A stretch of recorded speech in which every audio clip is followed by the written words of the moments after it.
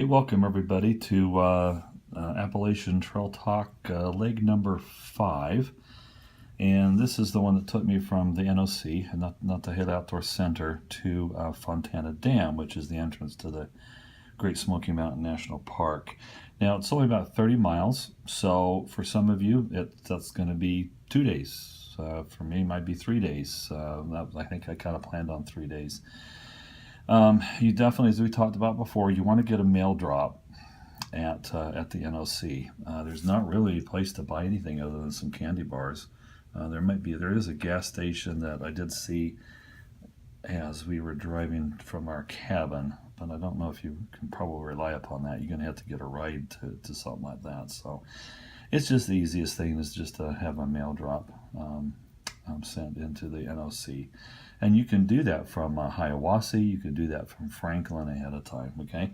And at the same time, you might want to send one into Fontana, which is basically your next opportunity before you get into the Smokies. All right, so let's see.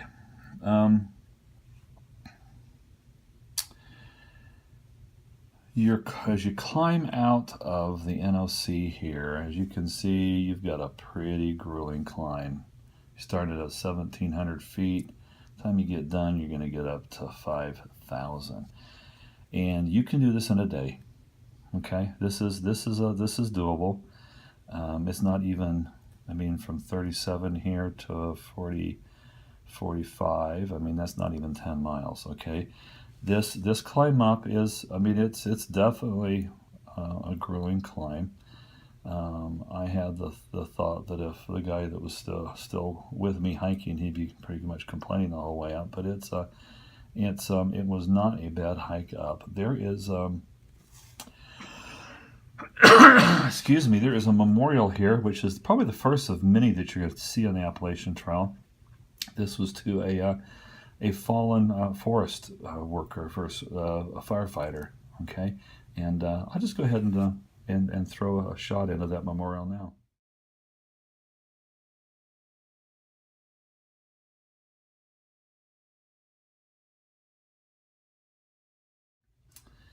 Okay, like I said, that's one of many memorials you're going to see along the Appalachian Trail. I ended up getting up here and found the day was kind of getting long. I didn't feel like going down to the Sassafras Gap shelter because everybody was going down there. And there was a nice place along the trail with a fire ring, and I stayed the night there. There were some people that came by, and I thought maybe they might join me. They didn't, so I was alone that night. Watched kind of a pretty sunset through the trees, and that was my birthday. I think I tried to do a little Cliff Bar with a twig in it for a candle. Didn't really work very well, but I remember that was where I camped that night for my birthday. Now, went down, got water, came back up, and then I had wished I had gone on up here at this Chihuahua Bald. This is the place to go to camp. There's a lot of stealth camping spots along the trail, a lot of fire rings, open vistas. It's just absolutely beautiful. I think I took a picture up here, and if I did, I'll throw it in now, and if I don't have one, then I couldn't find it.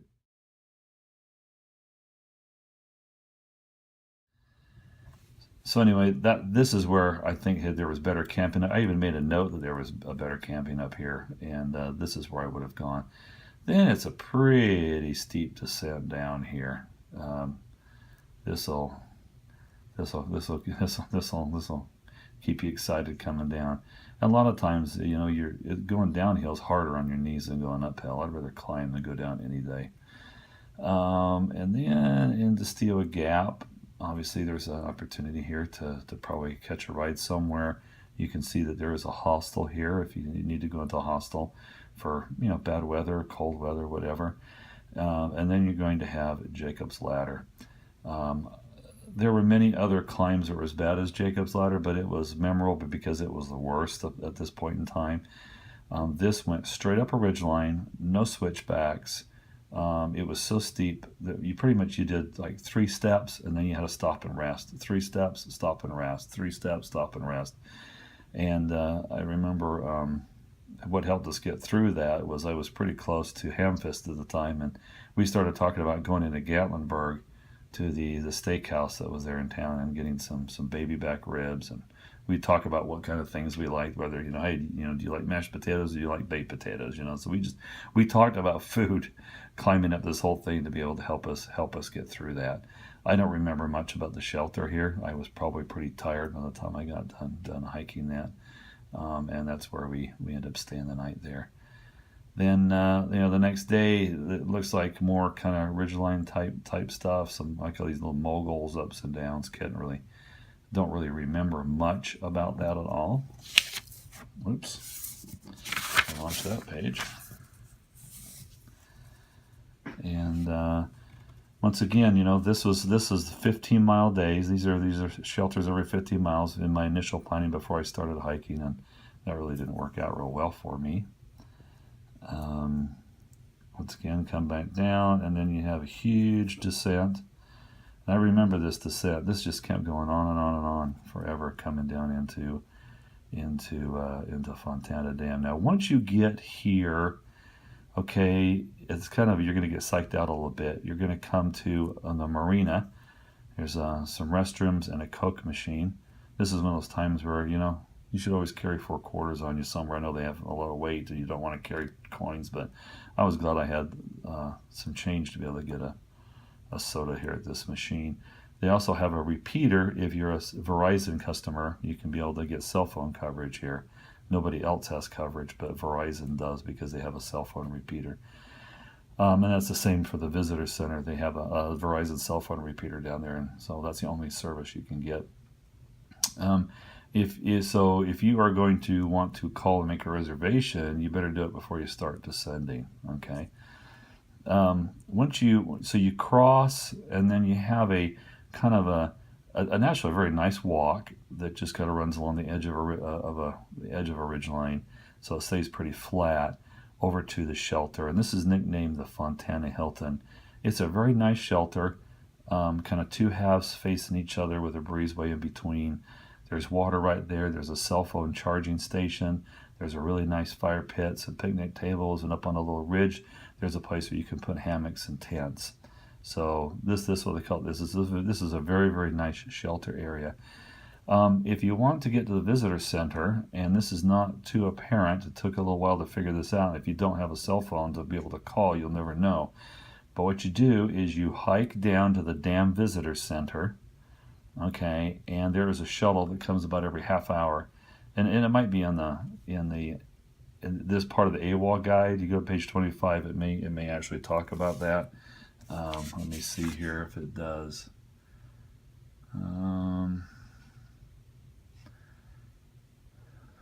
Villa Lodge.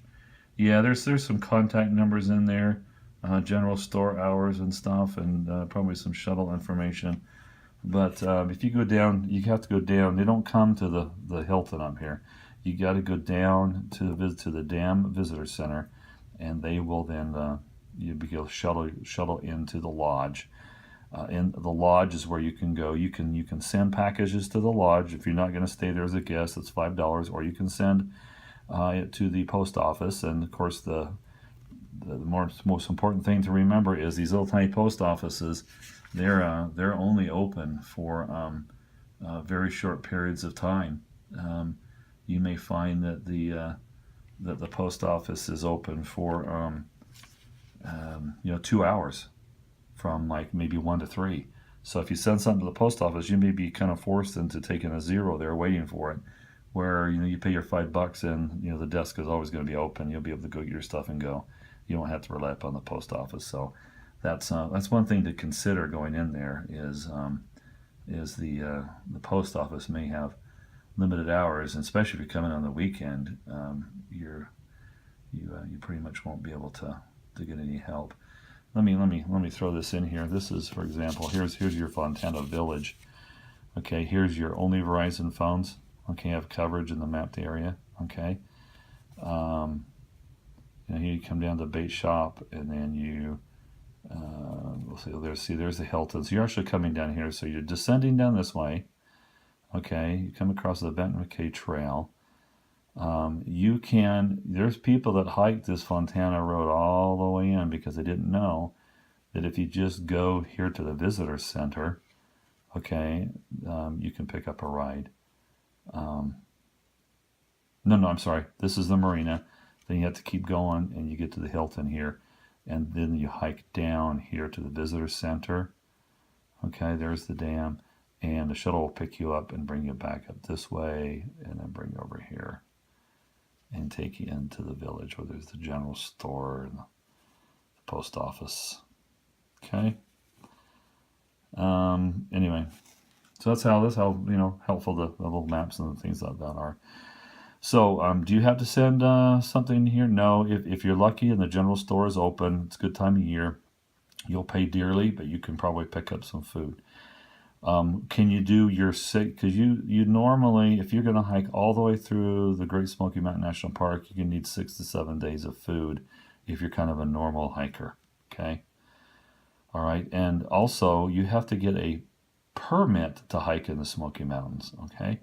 And you can do that if you want to at the Fontana Village. Okay, you can go in there and you can get your permit. I think you could probably do it at Franklin too if you wanted. Not the Hale Outdoor Center in N.O.C. I don't think so. If I remember right, I went and got my permit here. I went and actually stayed at the lodge, and got my permit. All right, and so that completes leg 5, and I'll show you a picture of the dam here that I took of Fontana Dam. There's a couple of really pretty photos of the reservoir. I'll throw those in here at the end, and we'll pick up next time with leg 6, which will start us up this long climb into the Great Smoky Mountain National Park, where then you'll get the one of the longest ridgeline walks you're going to have. That's absolutely stunning and beautiful. Because I lucked out and the weather was great, other than some ice and a little bit of snow and some rain. But as far as it being clear, so you could see these beautiful vistas, I was very, very lucky as I came through the Great Smoky National Park.